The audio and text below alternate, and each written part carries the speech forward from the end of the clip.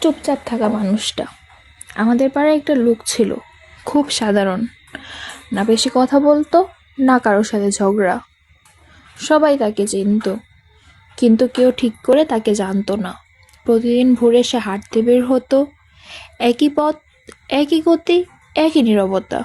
লোকজন বলতো ও মানুষটা খুব গম্ভীর, হয়তো অহংকারী, কিন্তু কেউ জানতো না নীরবতার ভেতরও অনেক শব্দ লুকিয়ে থাকে।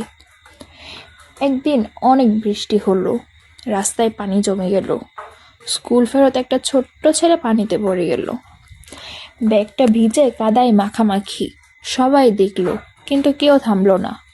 কারোর কাজের তাড়া, কেউ ব্যস্ত, কেউ বা উদাসীন। ঠিক তখনই ওই চুপচাপ থাকা মানুষটা এগিয়ে এলো। সে ছেলেটাকে তুলে নিল, নিজের গামছা দিয়ে ব্যাগটা মুছলো, আর ছেলেটার কাঁধে হাত রেখে বলল, কাঁদিস না বাবা, এই পড়া মানেই শেষ না। এই প্রথম পাড়ার লোকজন তার গলা শুনতে পেল।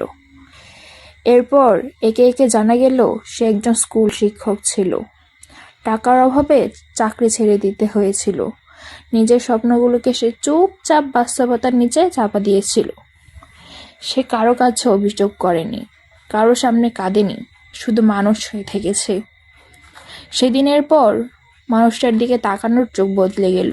লোকজন বুঝলো, সবচেয়ে জোরে যারা হাসে তারা সবচেয়ে শক্ত না, আর সবচেয়ে চুপচাপ যারা থাকে তাদেরই বুকে সবচেয়ে বেশি গল্প জমা থাকে। আজও সে মানুষটা ভোরে হাঁটে, আগের মতোই চুপচাপ, কিন্তু এখন নীরবতার ভেতরে সম্মান থাকে।